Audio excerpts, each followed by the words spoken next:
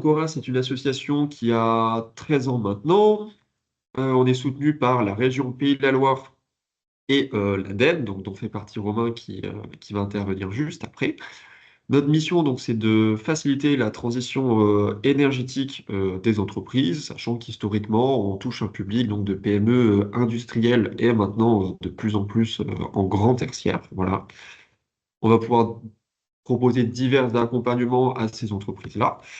On est une équipe de 7 personnes et on représente voilà, un peu moins de 200 adhérents donc, sur les Pays de la Loire.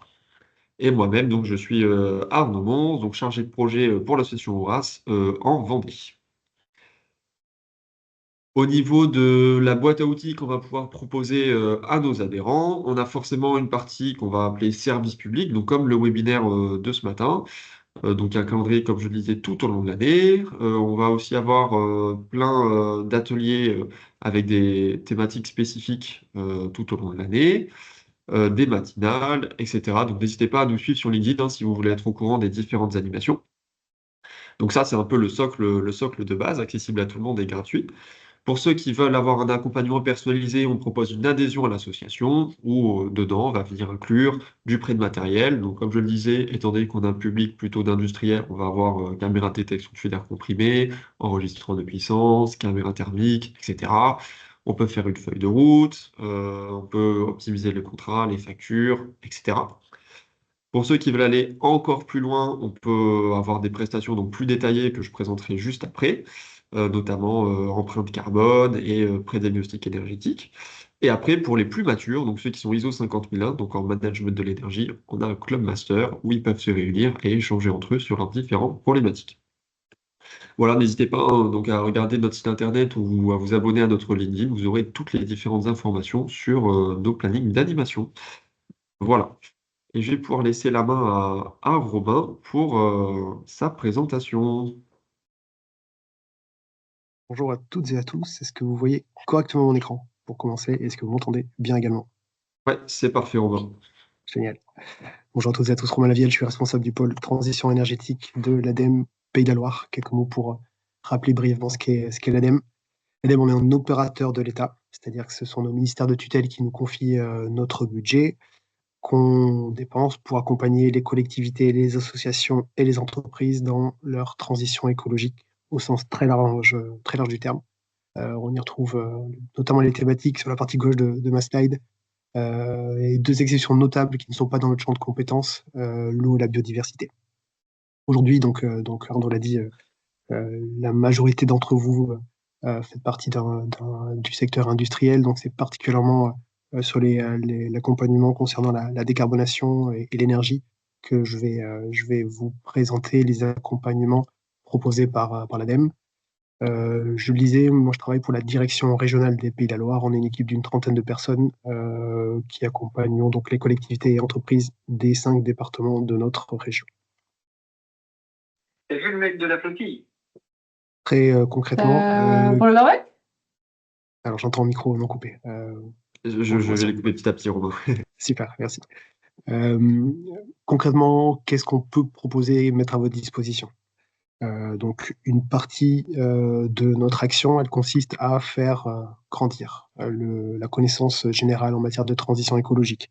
Donc, on finance des thèses, on finance des études réalisées en interne ADEME ou par des experts externes, études qui sont ensuite versées dans notre site qui s'appelle La Librairie et qui peuvent prendre des formes extrêmement différentes. Ça peut également être des retours d'expérience, ça peut être des modèles de cahier des charges pour vous aider dans le cadrage de vos prestations, là, également des documents pour appuyer vos communications en interne dans vos entreprises. Sur ce site, la librairie, vous avez vraiment beaucoup de ressources qui peuvent vous permettre de creuser les thématiques qui vous intéressent. On est également organisme de formation, donc je vais y revenir tout de suite. On peut proposer différentes niveaux de montée en compétences. Et puis, ce sera le cœur de notre échange aujourd'hui. On propose des accompagnements techniques et financiers pour accompagner la transition écologique. Je parlais de formation, donc je commence justement par faire un premier point sur les compétences et les RH au global. J'ai mis quelques exemples ici des formations qu'on peut proposer. elles sont extrêmement variées, aussi bien en termes de format que de thématique. On peut avoir, et c'est notamment les deux exemples que je prends à gauche, des MOOC qui relèvent plutôt de la sensibilisation et qui peuvent viser le plus grand nombre au sein de vos entreprises, comme des formations plus techniques ou plus poussées, techniques, je l'ai dit, mais également en termes de changement de comportement. Donc, ce sont des leviers assez divers qu'on se propose d'activer pour accélérer la transition écologique dans vos murs. Je le disais, premier volet qu'on évoque aujourd'hui, le volet RH, compétences. Il y a également un volet recrutement qui me paraît important. Un des obstacles que vous êtes sans doute nombreux et nombreux à affronter, c'est le manque de temps, de bras et de cerveau pour affronter les grands défis de la transition écologique. Ce que propose BPI France ici avec le soutien financier de l'ADEME, c'est une prime qui peut atteindre 8 000 € pour le recrutement de ce qu'on appelle un jeune talent. Un jeune talent, c'est quelqu'un qui a au moins bac+3 et au maximum 2 ans d'antériorité sur le marché du travail et qui pourra, sous le format d'une alternance, d'un CDD ou d'un CDI, réaliser des missions qui relèvent de la transition écologique. J'assume d'utiliser ce vocable très, très large et au contour très mou, parce que la typologie de mission que peut réaliser ce renfort est extrêmement large. Donc il y a quelques exemples ici au milieu de ma slide, mais c'est tout sauf une liste exhaustive. L'idée, c'est vraiment d'avoir une mission qui colle à vos besoins et à votre contexte. Donc c'est un dispositif qui est assez facilement activable pour toutes les PME et ETI, donc une prime de 8 000 € au recrutement de ce jeune talent.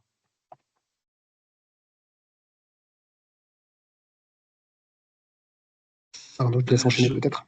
Ouais, je vais prendre la main. Si vous avez effectivement des problématiques RH, alors au sens un peu plus large au niveau des recrutements, au niveau du turnover, voilà, il peut y avoir différentes problématiques au sein des différentes entreprises. L'idée, c'est que l'Opco2i, si vous êtes une PME, donc industrielle affiliée à l'Opco2i, aujourd'hui, il y a un parcours d'accompagnement qui a été mis en place par cette Opco. Donc ça a été un appel d'offres national auquel Horace a répondu donc sur les Pays de la Loire.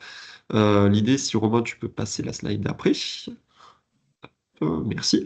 L'idée, donc, c'est de pouvoir bénéficier d'un accompagnement avec un diagnostic environnemental en amont. Donc, ça peut être soit une empreinte carbone, soit un diagnostic énergétique, soit un diagnostic d'économie circulaire. Et une fois que ce diagnostic environnemental a été fait, on passe au diagnostic RH. Donc, les deux sont liés, sachant qu'en fait, le RH est forcément une grosse partie prenante de cet accompagnement. Et au niveau du choix du diagnostic environnemental en amont, donc vous en choisissez un sur les trois. Donc ça, c'est assez intéressant, sachant que vous avez plusieurs opérateurs, même si vous êtes en France en général, hein, forcément, vous avez différents opérateurs qui peuvent réaliser ces diagnostics-là. Donc n'hésitez pas à en faire part à votre OPCO si vous êtes intéressé. Surtout, ce dispositif-là peut être pris en charge à 100% par l'OPCO2i, sous réserve qu'il y ait suffisamment de crédits restants, donc non utilisés par votre entreprise au moment où vous faites la demande. Sachant que voilà, sur la partie RH, comme je le disais, ça peut être de la stratégie, de la gouvernance, du modèle managérial, ça peut être aussi sur l'engagement des salariés, si on a une stratégie RSE, sur la sécurité au travail, le recrutement, etc. Donc ça va brasser, on va dire, vraiment très large. Et donc couplé à un diagnostic environnemental, ça permet surtout de pérenniser voilà, ce qui est fait, on va dire, en interne niveau plan d'action et diagnostic. Je te rends la parole, Romain. Non, tu la gardes un peu sur le pack carbone, je crois. Oui, c'est vrai. Je reprends la parole. Au niveau de ce diagnostic environnemental, nous, Horace, donc, comme je le disais au tout début, on peut proposer des prestations aux entreprises, dont notamment le pack carbone. Le pack carbone, qu'est-ce que c'est? C'est un pack qui inclut deux choses. La première chose, c'est de la formation en entreprise. On est sur un jour et demi, où l'idée, c'est de comprendre qu'est-ce que c'est que la décarbonation, qu'est-ce que c'est qu'un bilan carbone, comment je dois m'y prendre, comment réaliser ma collecte de données et l'optimiser, et notamment comment utiliser un outil, en l'occurrence une calculette carbone, qu'on a faite en interne, sur le scope 1, 2 et 3. Une fois qu'on a fait ce jour et demi là de formation, l'idée c'est donc d'aller réaliser une collecte de données pour ensuite réaliser son bilan carbone avec une restitution et, le plus important, le plan d'action associé. Voilà, donc ça, c'est une prestation que qu'Horace peut faire. C'est plutôt à destination d'un public novice. Romain va présenter juste après le diag décarbonation, qui lui est plus poussé, il est aussi plus coûteux, hein, vu qu'il est un peu plus élaboré, il va y avoir un plan de transition, etc. Nous, on est vraiment sur, comme je disais au début, un public PME, donc voilà, c'est pour ceux qui souhaitent mettre un premier pas à l'étrier et qui n'ont pas forcément d'obligations réglementaires. Merci. Effectivement, j'enchaîne avec, on va dire, comme tu l'as bien résumé, le dispositif qui va un peu plus loin et qui est un peu plus étoffé, même s'il répond exactement aux mêmes ambitions, à savoir mesurer le poids carbone de votre action, mais également celle de toute votre chaîne de valeur. Donc, on va également travailler, c'est bien sûr le principe du scope 3, sur l'évaluation des émissions de votre chaîne amont et de votre chaîne aval. C'est une moyenne, donc ça vaut pas grand-chose, mais à titre indicatif, je trouve toujours cette donnée intéressante. En moyenne, 80% des émissions d'une entreprise sont en dehors de ces murs, donc c'est le scope 3. D'où l'intérêt d'aller sur cette analyse à l'échelle de toute la chaîne de valeur.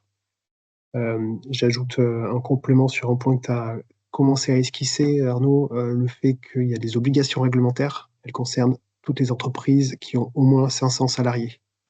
Une autre manière de lire cette obligation, c'est que si dans votre chaîne de valeur, vous avez un fournisseur quelconque ou un de vos clients qui a au moins 500 salariés, ce fournisseur ou ce client est lui obligé réglementairement à réaliser un bilan gaz à effet de serre.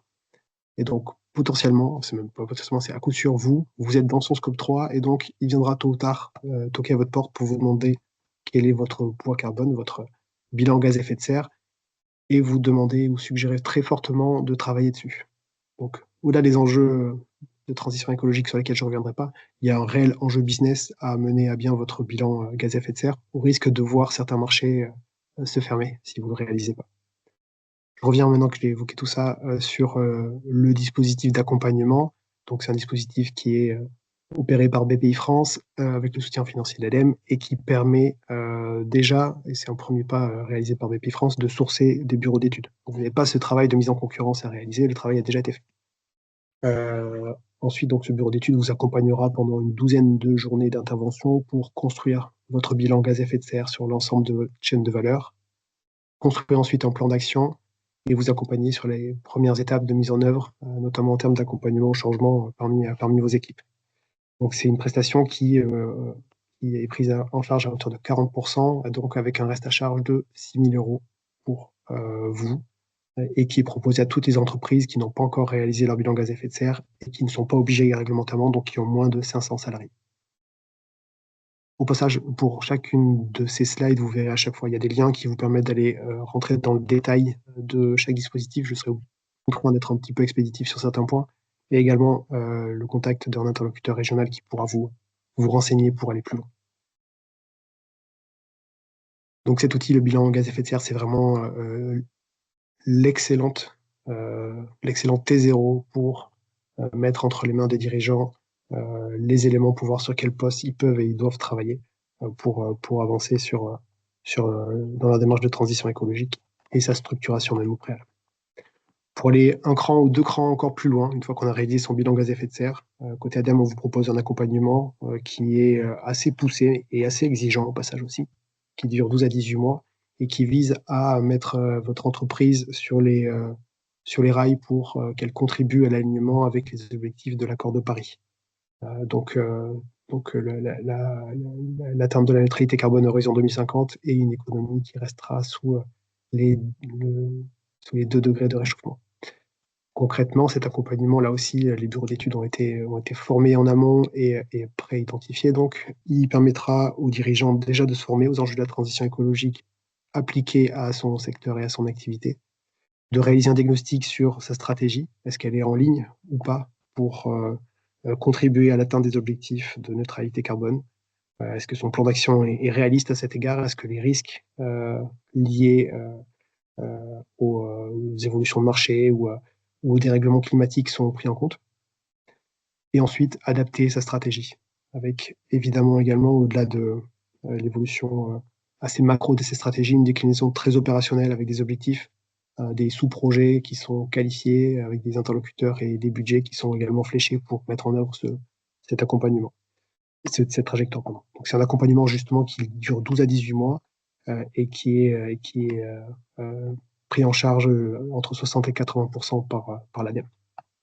Pour celles et ceux qui s'estiment déjà très mûrs, on a également un accompagnement qui permet d'évaluer votre trajectoire et votre stratégie en matière de transition écologique avec une comparaison qui peut être faite avec ce qui se fait de mieux également dans le secteur. On a à peu près 1300 retours d'expérience, donc une vision assez intéressante sur de nombreux secteurs et probablement le vôtre, qui permet donc de vous étalonner et de voir dans quelle mesure vous êtes effectivement aligné avec les objectifs de l'accord de Paris et sur quelle typologie de projet vous pouvez également travailler.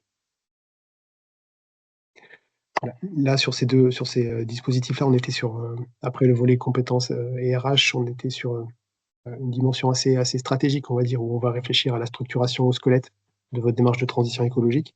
Là, on va entrer maintenant sur la phase la plus conséquente de notre échange aujourd'hui, avec des dispositifs qui sont très opérationnels. On va travailler sur des leviers, notamment de transition énergétique et de décarbonation. J'emprunte volontiers cette très jolie illustration à nos amis du IMM Sarthe qui l'ont construite et que je trouve très bien faite, qui va un peu plus loin que l'entonnoir négawatt que vous connaissez bien, même si elle reprend les mêmes principes. D'abord, évidemment, on va commencer par travailler sur la sobriété, donc le questionnement de nos usages pour identifier ceux qui sont nécessaires, critiques, et ceux qui le sont peut-être un peu moins, ou en tout cas ceux qui peuvent être questionnés. L'efficacité énergétique ensuite, pour un même service rendu, comment consommer moins d'énergie. Et puis ensuite d'autres leviers. On va essayer de récupérer la chaleur fatale, la chaleur qui est perdue sur nos équipements et nos process.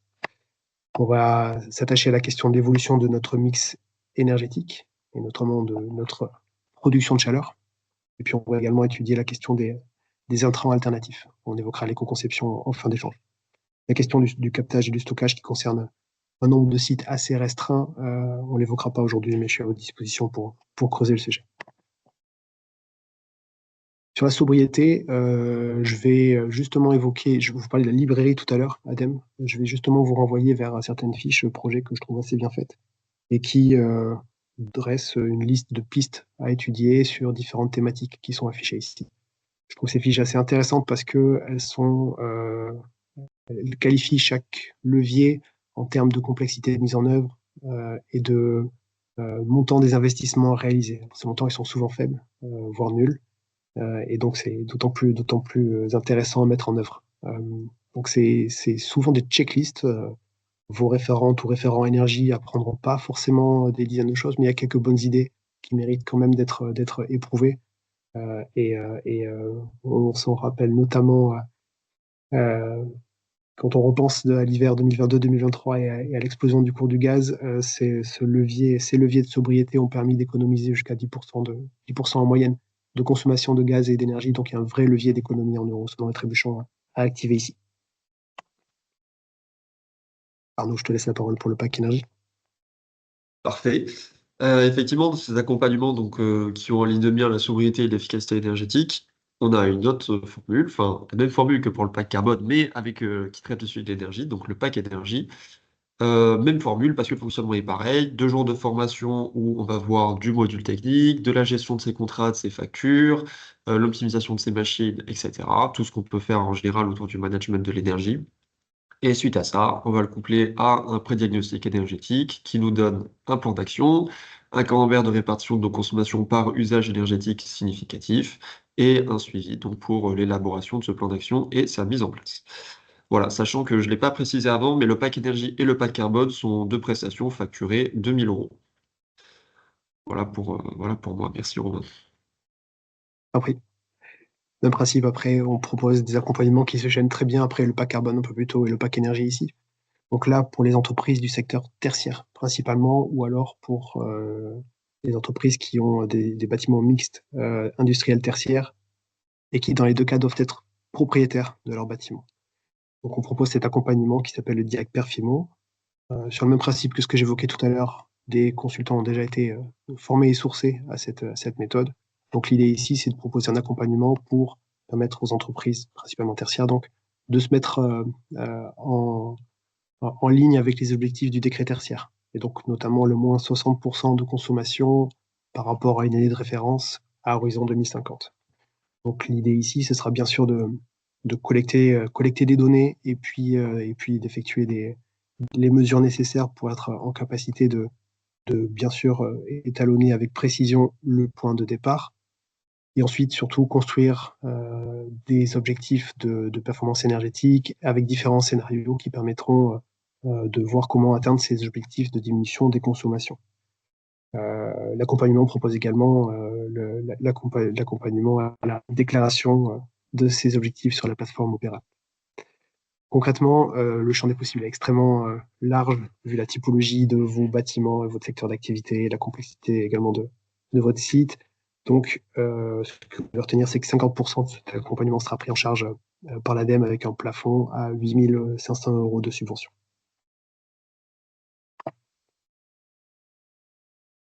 On suit avec cette fois un petit bloc de dispositifs qui va concerner uniquement les entreprises du secteur industriel, avec toutefois une souplesse qui est permise pour les entreprises qui ont hérité d'un code NAF tertiaire, mais qui ont une partie de leur chiffre d'affaires significatif, qui est réalisé sur des activités industrielles. Donc là, c'est une dérogation qu'il faudra demander pour pouvoir bénéficier de ces accompagnements.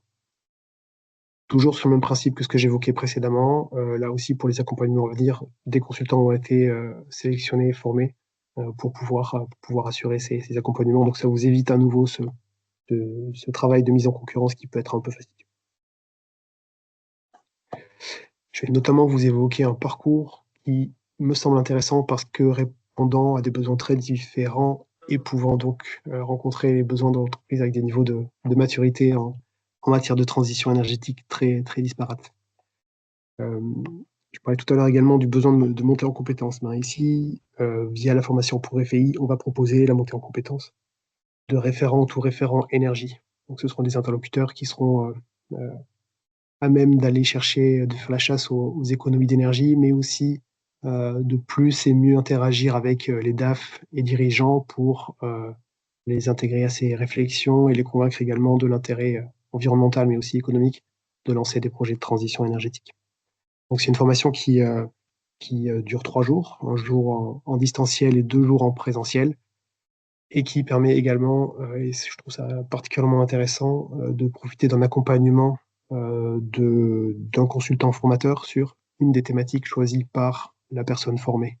Autrement dit, avec l'appui de cette personne, de ce consultant expérimenté, vous allez pouvoir tout de suite mettre les mains dans le cambouis sur un chantier que vous aurez choisi ensemble. Voilà, il y a des entreprises qui commencent à envoyer des promotions entières pour former leurs équipes et avoir des référents énergie dans chacun de leurs sites. Je pense à Manitou ou à L'Oréal, par exemple, pour prendre quelques illustrations sur des secteurs assez variés. Il y a des formations qui sont organisées à peu près tous les mois, un peu partout dans les Pays de la Loire et également dans les autres régions pour ceux qui ne sont pas ligériens. Je poursuis avec un deuxième dispositif. Alors, vous savez, l'audit énergétique est devenu obligatoire au 1er janvier pour toutes les entreprises qui consomment plus de 2,78 gigawattheures par an. Pour les autres, on peut financer un accompagnement qui permettra de répondre non seulement à cet audit, mais même d'aller un petit peu plus loin. Donc, on va faire un bilan énergétique global du site en mesurant précisément, évidemment, chacun des postes de consommation. Et puis aussi et surtout, on va travailler ensuite sur quels sont les leviers à activer, les gisements d'économie d'énergie ou de transition énergétique qui peuvent être activés. Donc là, on pourra parler d'électrification de process, on pourra parler de récupération de chaleur fatale, de production de chaleur renouvelable, sobriété, efficacité, je l'évoquais tout à l'heure aussi, bien sûr. Donc on va aller vraiment muscler cet audit pour faire en sorte que derrière, une feuille de route de transition énergétique soit là aussi construite. Donc, suite à cet accompagnement, théoriquement, le dirigeant du site a tous les éléments en main pour pouvoir prioriser ses projets et puis lancer ceux qui sont le plus pertinents. C'est un dispositif qui est pris en charge de 60 à 80% par l'ADEME, avec voilà, cet écart qui se justifie par la différence de taille des entreprises. Les entreprises les plus petites étant plus aidées. pour les entreprises les plus matures, Arnaud l'a évoqué tout à l'heure avec le Club Master d'Horace, ces entreprises plus matures qui ont mis déjà en place un système de management de l'énergie notamment, vont pouvoir ensuite aller chercher une certification, une qualification qui est régie par la norme ISO 50001. Ce qui est intéressant, c'est que à l'obtention de cette prime, il est possible d'aller chercher, de cette norme, pardon, cette certification, il est possible d'aller chercher une prime qui représente 20% des dépenses énergétiques annuelles de l'entreprise avec un plafond de 40 000 euros. Donc, concrètement, pour l'immense majorité de celles et ceux qui vont aller chercher cette prime, ce sera bien une prime de 40 000 euros, ce qui permet de couvrir une partie du temps passé et ou des équipements de comptage, sous-comptage ou logiciels de supervision pour aller chercher justement cette certification.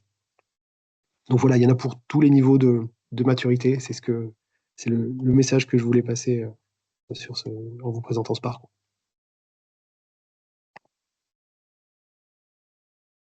On poursuit maintenant avec quelques dispositifs qui vont vous permettre de soutenir vos investissements. Donc quand vous aurez pu vous appuyer sur les différents dispositifs de structuration de vos démarches, vous pourrez ensuite aller activer ces différents dispositifs pour plus facilement, pour rendre l'équation économique de ces projets plus attrayante.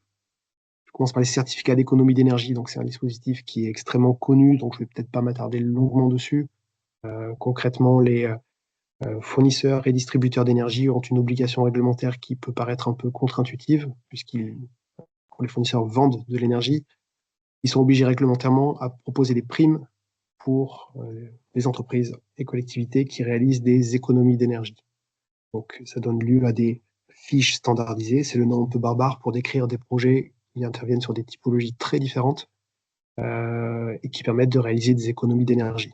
Autrement dit, quand vous travaillez sur votre ventilation, sur votre chauffage, sur votre éclairage, sur votre isolation, vous êtes éligible à une prime qui peut représenter plusieurs centaines ou plusieurs milliers d'euros qui sont proposés par ces obligés réglementaires. Deux choses que vous pouvez retenir pour aller creuser ces sujets. Il existe un petit comparateur qui s'appelle NRPro qui très facilement vous permet de renseigner quelques critères sur la typologie de projet que vous voulez lancer et les grandes métriques en lien avec ce projet et qui vous dira tout de suite à quelle prime vous êtes éligible théoriquement et auprès de qui vous pouvez vous adresser pour aller chercher cette prime. Il y a également un guide ADEME qui permet de vous donner quelques clés pour avancer un peu plus si besoin sur cette grande thématique. Donc globalement, un bon réflexe à avoir quand vous lancez des projets qui sont relativement standards, pas trop spécifiques concernant vos process ou vos activités. Ayez la curiosité d'aller voir si cette thématique est adressée par les certificats d'économie d'énergie. C'est souvent quelques centaines ou milliers d'euros que vous pouvez aller chercher par ce biais-là.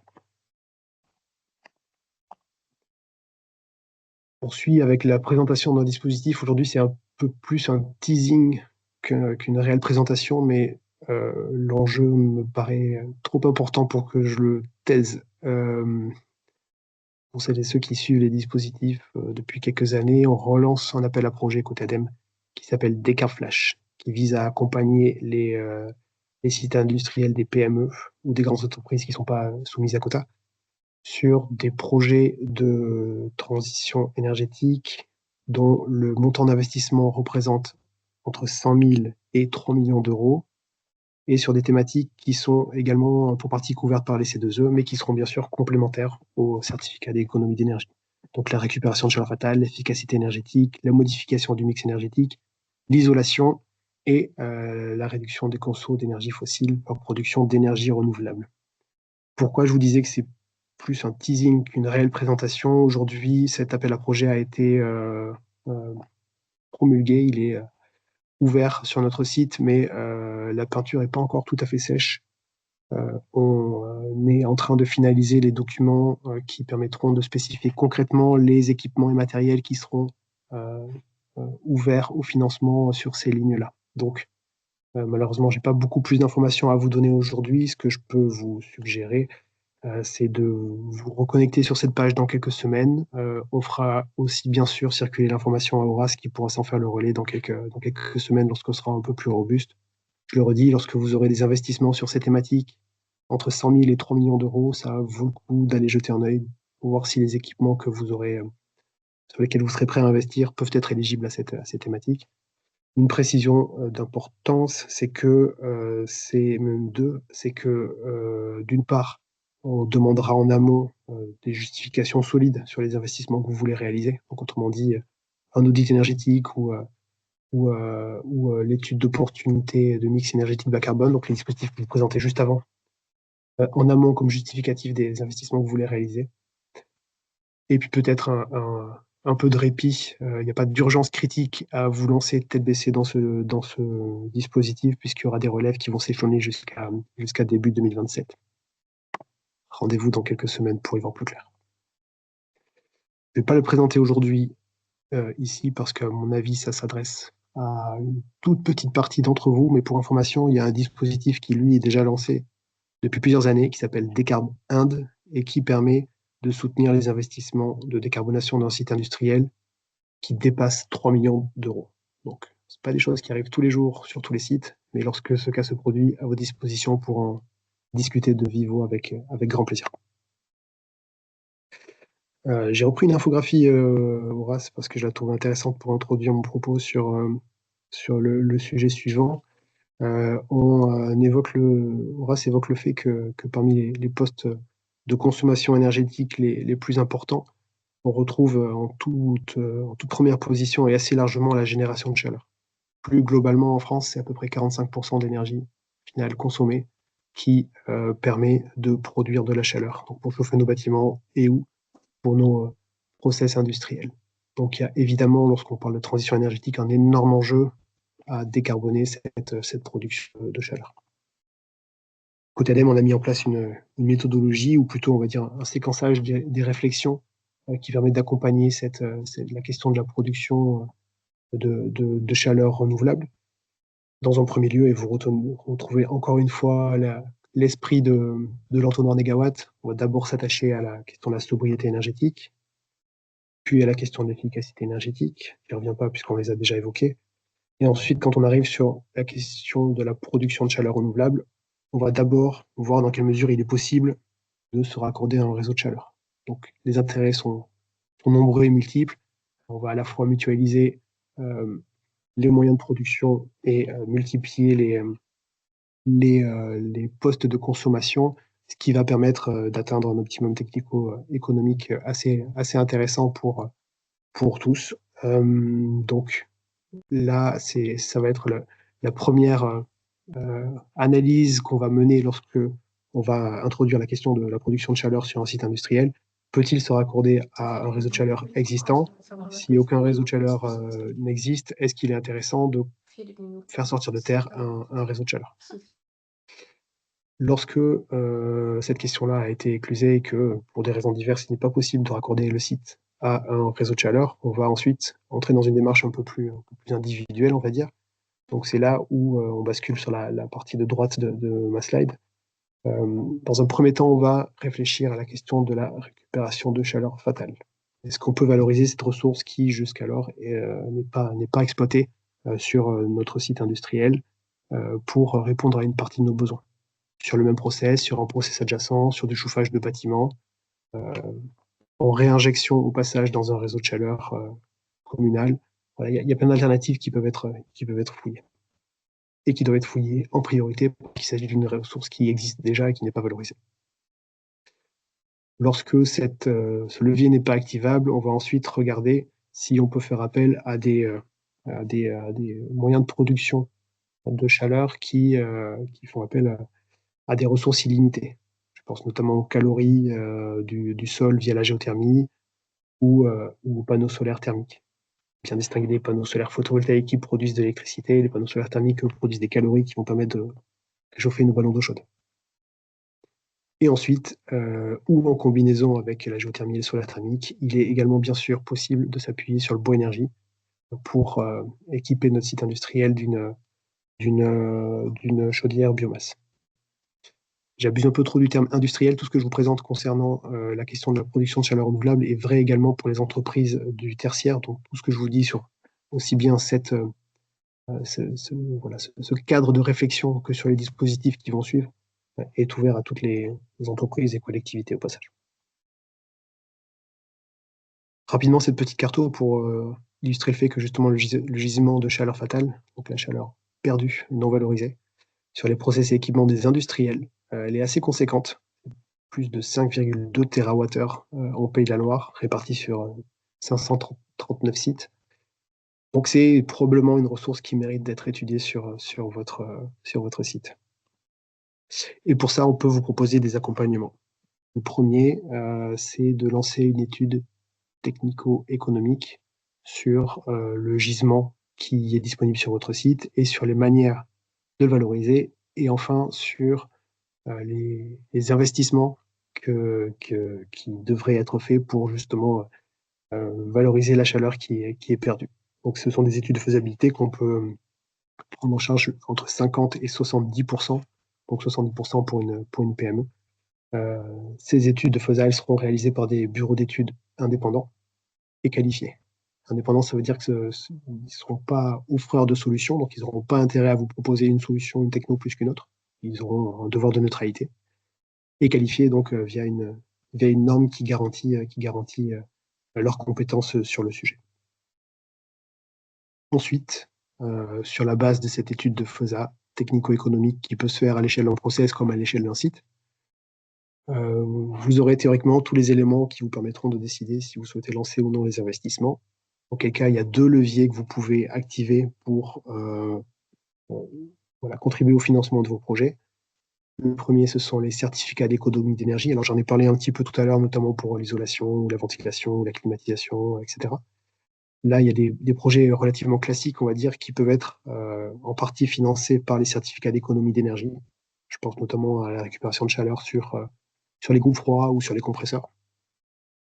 Et en articulation à peu près intelligente avec ces certificats d'économie d'énergie, l'ADEME peut également intervenir en prenant en charge jusqu'à 50% des investissements pour justement capter et valoriser cette chaleur perdue.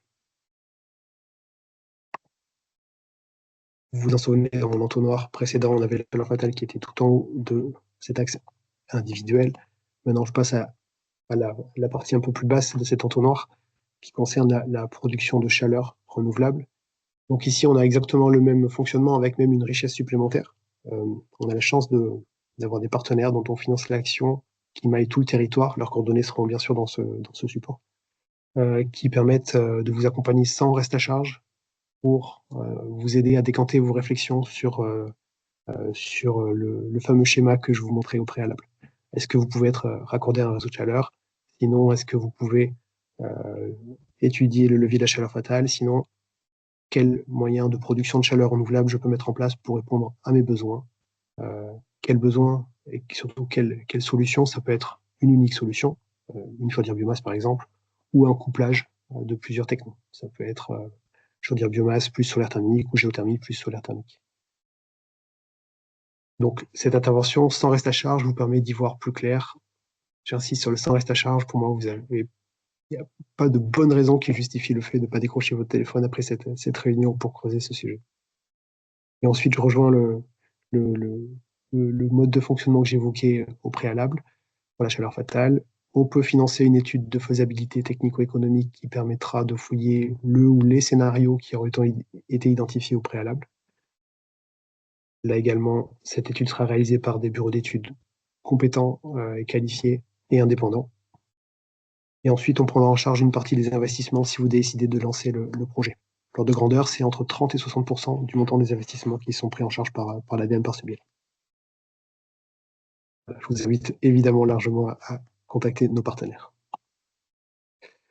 Là, pour illustrer cette simple slide, pour illustrer le fait qu'il y a beaucoup de projets qui sont lancés en matière de chaleur renouvelable. Ça, c'est l'échantillon ligérien pour la seule année 2024, avec évidemment des impacts positifs en termes d'émissions de gaz à effet de serre. Et puis aussi un argument qui me paraît intéressant, c'est le découplage du marché du gaz. Voilà. Je parlais tout à l'heure de la crise de l'hiver 2022-2023. Je pense qu'elle résonne encore pour certains. Basculer d'une chaudière au gaz vers une pompe à chaleur géothermique, c'est également un très bon moyen d'assurer votre indépendance financière et la pérennité de votre site. On rentre dans les 2 derniers dispositifs que je voulais vous présenter aujourd'hui. Cette fois-ci, on est sur la partie la plus aval du schéma de l'UIMM que j'ai montré tout à l'heure. On va parler de réflexion concernant également l'intégralité du produit que vous créez sur votre site, en essayant de réfléchir à comment améliorer sa performance environnementale. Donc, ce que vous devez retenir ici, c'est qu'il existe des accompagnements à toutes les étapes de votre projet. Dès la phase de diagnostic pour voir ce que l'on peut justement travailler au moment de la conception de vos produits, au moment de la mise en œuvre, donc avec le financement de tests, d'essais, de démonstrateurs, et puis dans certains cas, la prise en charge d'une partie des investissements. Ce sujet de l'éco-conception, c'est aussi un moyen d'assurer la pérennité de votre action avec la valorisation d'intrants qui sont moins carbonés et, euh, et qui seront peut-être un peu moins sous tension dans les années ou décennies à venir.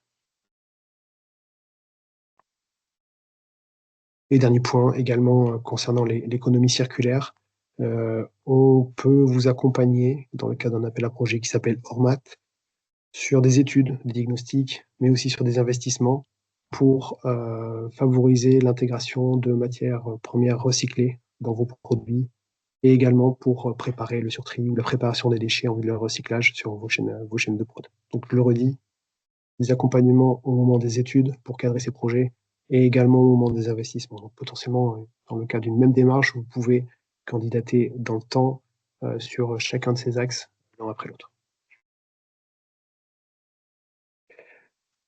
Je conclue avec, avant de laisser la parole à Arnaud, avec ce qui pour moi est peut-être l'information la plus importante que je vous véhicule. Je crains qu'après ce catalogue, vous vous disiez qu'il y a beaucoup de choses et que vous ne savez pas trop par quoi commencer.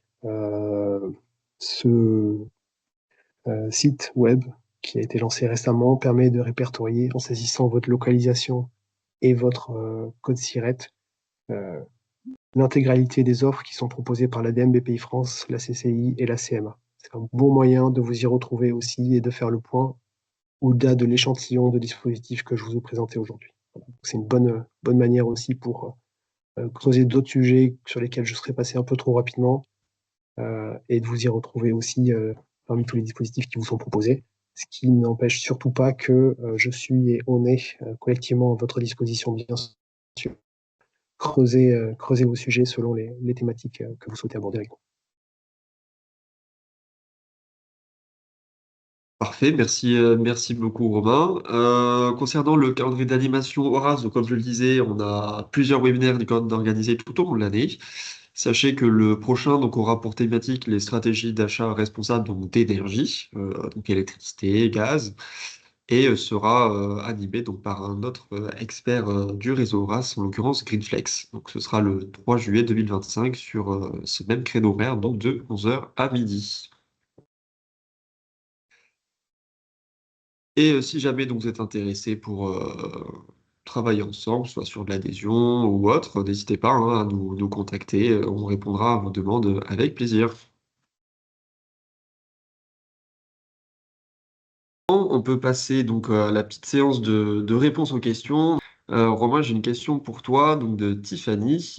Sauf erreur, tremplin, le dispositif tremplin donc n'a pas été évoqué. Est-ce que c'est un dispositif qui revient ou pas? Alors Parfait. oui, je l'avais gardé en backup parce que il s'est quand même bien asséché depuis quelques années. Donc il reste ouvert avec donc à destination des TPE et PME, quel que soit leur statut.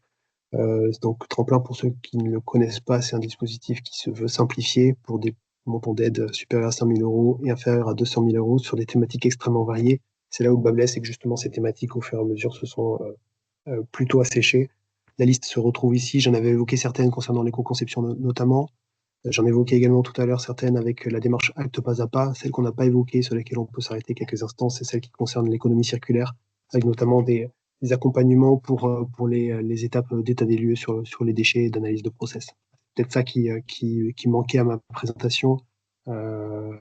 Après, peut-être que certains dispositifs que vous aviez connus il y a quelques trimestres ou années ont disparu. Mais celle-ci reste ouverte pour l'intégralité de l'année 2025.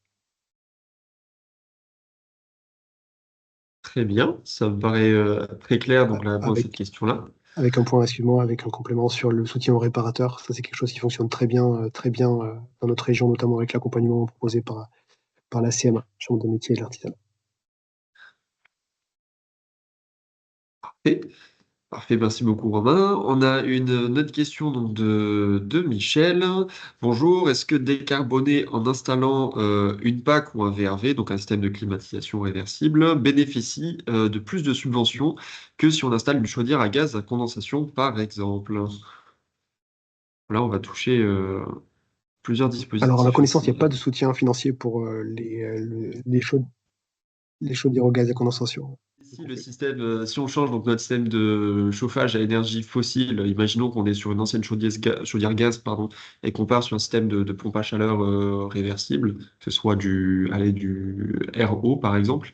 Ça, normalement, je disais qu'il y a les C2E notamment dans le tertiaire, mais après, si on a une rénovation plus globale du bâtiment, il y a peut-être des programmes aujourd'hui qui permettent de le financer pour Alors, C2E. sur la rénovation, oui, effectivement, les C2E, en complément sur les pompes à chaleur géothermiques sont aidables via le fonds chaleur également. Ce qui n'est pas Exactement. le sens de votre question, mais c'est important de l'avoir dans le radar aussi. Concernant les aides sur les chaudières à gaz à condensation, pour moi, il n'y en a pas tout Ouais. simplement parce qu'aujourd'hui, la philosophie de l'État, qui chapeaute encore une fois toutes les aides publiques, c'est de ne pas soutenir des équipements qui verrouillent, c'est le terme consacré, la consommation d'énergie fossile. Alors quand même, un condensateur permet de consommer moins de gaz, il laisse entendre quand même que pendant 20 ans, on va verrouiller l'usage du gaz, ce qui est pas aidable par aucun soutien public à ma connaissance. Typiquement, ce cas, pour moi, j'appuie un peu dessus, c'est un peu un cas d'école. Si vous souhaitez changer votre système de chauffage, on va dire qu'on part d'un scénario de base avec une chaudière fuel ou une chaudière gaz, n'hésitez pas, via le fonds chaleur, à faire une note d'opportunité. C'est entièrement gratuit et ça permet d'explorer des pistes. Typiquement, ça peut être une chaudière biomasse, ça peut être une chaudière, donc, comme tu as dit, Romain, avec la géothermie. N'hésitez pas à le faire, hein. Vraiment, c'est gratuit, c'est un super service. Il y a plein de relais locaux, hein, selon où vous êtes. Même si derrière on se rend compte que la solution n'est pas pertinente ou pas adaptée, au moins on aura fait la démarche et on aura essayé. Il faut vraiment pas hésiter à pousser ce dispositif-là et à faire ces notes d'opportunité. Ça peut être vraiment très intéressant. Bonjour, excusez-moi, j'ai ouvert mon micro du coup. En fait, ma vision c'était, comme maintenant GRDF injecte beaucoup de biogaz par la méthanisation par exemple, c'était de savoir en fait si c'était ce biogaz qui allait être valorisé ou pas par des aides du coup.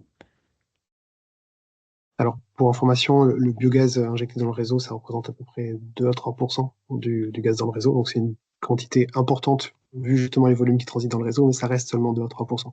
Là où on Hmm. intervient, c'est sur le soutien aux unités de méthanisation. Donc, effectivement, je ne l'ai pas du tout affiché ici, mais on peut soutenir également, sur le même principe que ce que j'évoquais, des études de faisabilité pour préparer non seulement l'installation du point de vue technique, mais il y a également souvent un modèle économique à trouver, parfois des problèmes juridiques, également des accompagnements pour l'acceptabilité du projet. Donc là-dessus, on peut vous accompagner. On peut, dans certains cas également, prendre en charge une partie des investissements. Cela se traduit sous la forme d'un appel à projet compétitif, mais c'est une bonne remarque. J'ajouterai un complément dans le support. À vos dispositions pour creuser le sujet, en tout cas, sur le soutien à la partie production de biogaz et de méthanisation, et de méthane. D'accord, bah merci beaucoup parce que j'arrivais pas à avoir de réponse là-dessus effectivement, donc là c'est très clair. Et je vous mets dans le chat tout de suite les coordonnées de mon collègue référent en méthanisation pour l'ADEME Hmm. Pédale. D'accord, merci beaucoup. Alors, on a une question de Sarah. Donc, quelle est la différence entre le module Pack Énergie et le module Diag Perfimo? Déjà, par la nature même de l'accompagnement, le diagnostic Perfimo, il est à destination de bâtiments tertiaires de plus de 1000 m², donc qui doivent se conformer au décret tertiaire et peut-être au décret BAX derrière. Donc, si vous avez des bâtiments exclusivement à usage tertiaire, parce que ça peut être aussi des bâtiments industriels, mais avec une partie tertiaire dedans qui est supérieure à 1000 m², là, il n'y a pas vraiment de question à se poser, hein. Il faut directement aller vers le diag Perfimo pour essayer de se mettre en conformité avec ces déclarations-là. Par contre, enfin, le pack énergie, c'est plus, comme je disais, si on est dans l'industrie, où là, on n'est pas soumis au décret tertiaire ni au décret BAX. Mais par contre, on souhaite quand même entamer une démarche de sobriété et d'efficacité énergétique. Là, ça va être plutôt du pack énergie. Le direct Perfimo, c'est vraiment quand on est dans les conditions du décret tertiaire, ou pas, hein, si vous avez un bâtiment un peu plus petit, en dessous des 1000 mètres carrés, mais uniquement tertiaire, j'ai envie de dire, ça peut être plus pertinent.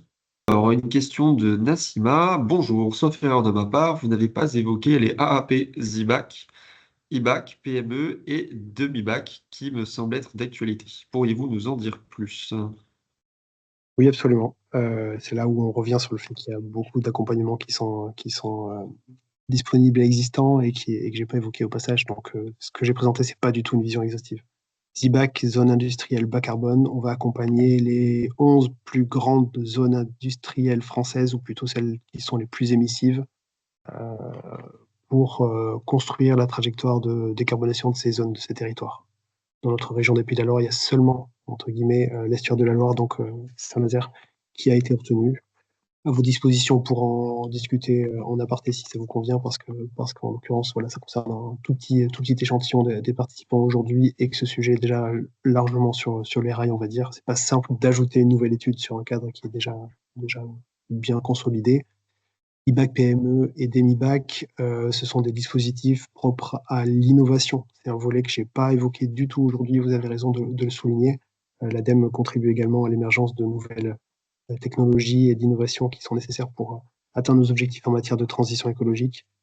Ces appels à projets ont reçu le tampon des services du Premier ministre pour être relancés. À ma connaissance, ils n'ont pas encore été publiés, mais ça devrait changer dans les jours à venir. Je ne suis pas très robuste pour vous répondre sur cette thématique. Là, je vais surtout vous donner également dans le chat les coordonnées de ma collègue Sandy Moisan, qui, elle, est notre référente recherche, développement et innovation et qui y voit beaucoup plus clair que moi sur ce sujet. Ce que vous pouvez retenir, c'est effectivement qu'il y a beaucoup de dispositifs qui soutiennent à l'innovation. DemiBac et IBAC PME concernent la transition énergétique notamment. Merci beaucoup à vous pour votre participation et votre présence. Merci à toi, Romain, forcément, pour ta grande Oui, participation et ton animation. Et merci pour puis, votre invitation et cette opportunité. avec plaisir. Puis, je vous souhaite une très bonne fin de matinée et bon appétit à tout le monde. À bientôt, merci beaucoup. Au revoir.